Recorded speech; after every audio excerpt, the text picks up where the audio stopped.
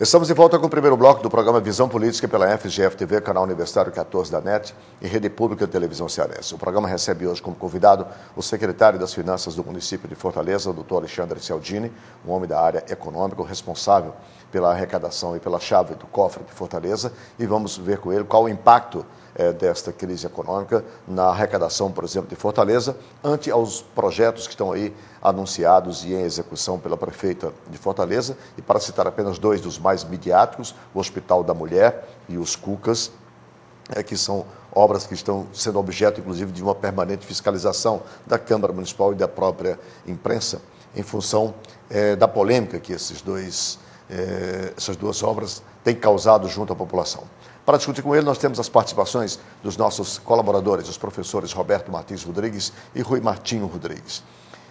Este programa, como sabem os senhores, é uma coprodução da TV Ceará, Canal 5, que o exibe às segundas-feiras, às 19h30, e também da TV Fortaleza, Canal 6 da NET, que exibe este programa de segunda a sexta-feira, de 7 às 8 da manhã. Vamos começar o programa, Cialdini, colocando esses números que foram manchetes dos principais órgãos de imprensa, não só nacionais, mas também internacional. Queda do PIB em 3,6%. É a maior desde 1996. Portanto, há 12 anos não se tinha uma queda tão acentuada como esta. Somente o setor industrial brasileiro recuou 7,4%, ou seja, diminuiu em 7,4% a sua produção. O consumo das famílias, não precisa dizer, também recuou. Mesmo assim, ainda é responsável hoje por 60% do PIB brasileiro, são esses os últimos números. O que esperar, então, desta realidade? Bom, só para adequar um pouco aí os números que você colocou, Arnaldo, um pouco antes, já uma pesquisa realizada pelo IBGE já testava que a produção industrial havia caído 17,4%. Esse número, inclusive, só é superado na época do período Collor. Essa queda de 3,1 é no último trimestre de 3,6, só no último quadrimestre. No último trimestre do PIB. Mas, mesmo assim, em 2008, o Brasil cresceu 5,1%. Se não fosse essa queda, nós teríamos chegado superior a 6% e o Brasil teria tido um crescimento apenas inferior ao da China, né? O preocupante nesse aspecto aí é a queda do consumo das famílias, né? Quer dizer, no momento em que o país vinha há um certo tempo com a elevação do salário real e com uma série de medidas para endogeneizar a economia, você tem uma queda do consumo familiar. Então, esse fator é muito preocupante associado com a queda da produção industrial. E isso reflete, evidentemente, nas finanças estaduais e nas finanças municipais, haja vista que qualquer impacto na atividade industrial, ela tem repercussão nos impostos que compõem a base de cálculo do FPM e do FPE, né? Então, para os ouvintes terem ideia, 97% da receita excluída Fortaleza dos municípios cearenses depende de transferência constitucional, da cota parte do ICMS e da cota parte do FPM. Então, isso é um impacto direto, independente do êxito do programa de aceleração de crescimento. Isso impacta nas despesas correntes, na despesa de manutenção e no custeio.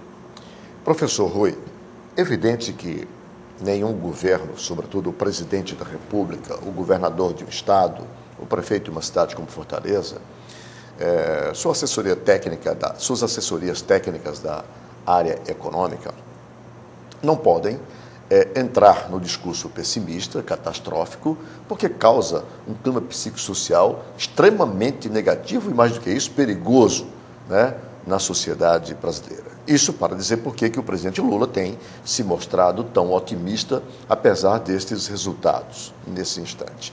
Porque é papel dos homens de Estado animar, né, fazer um discurso otimista, né, para que as pessoas não entrem nessa depressão psicoeconômica, se posso usar esse termo. Então, mas o que ocorre hoje com o Brasil? É diagnóstico errado ou excesso de otimismo? Eu faço minhas as suas palavras. Eu acho que um chefe de Estado não pode adotar um discurso alarmista. Mas eu estou vendo no mundo, nesse momento, dois extremos. De um lado, o presidente Obama com um discurso alarmista, dizendo que a crise, o pior ainda vai acontecer. E, do outro lado, o chefe de Estado e de governo no Brasil dizendo que é uma marolinha e tal. Uma coisa é um discurso apaziguador dos ânimos, porque a economia é muito sensível ao fator confiança. Outra coisa é um diagnóstico equivocado e uma política desencontrada. Eu acho que o nosso problema tem sido de que nós temos dois governos, ou um governo bicéfalo, que não se comunica muito bem em cada cabeça uma com a outra. Nós temos um governo monetarista no Banco Central. Gostei de bicéfalo, é interessante. Nós temos um governo monetarista no Banco Central. E aqui eu me permito incursionar como leigo no campo da economia, porque tem um mestre aqui ao lado e eu aproveito para dizer bobagem que o Voltaire dizia que todo mundo tem direito de dizer besteira, porque ele me corrige e eu aprendo sem pagar aula com o professor. Mas veja, temos de um lado o Banco Central preocupado com a estabilidade monetária e mantendo juros muito altos. Juros, grande parte dos economistas no Brasil diz, inexplicavelmente altos. Indo na contramão dos bancos centrais dos outros países. Por outro lado, temos um poder executivo que gasta. Apesar de ter um superávit primário muito alto, e aí nós deveríamos ter uma estabilidade monetária até maior do que temos, porque tanto temos juros elevados, como temos uma carga tributária, e tributo retira meio de pagamento, enxuga meio de pagamento, recolhe meio de pagamento, né? Mas, apesar desse superávit primário grande, nós não temos enxugado gastos, nós temos enxugado investimento. Numa época em que o mundo tende à recessão. E o PAC tem sido anunciado, mas não tem sido realizado.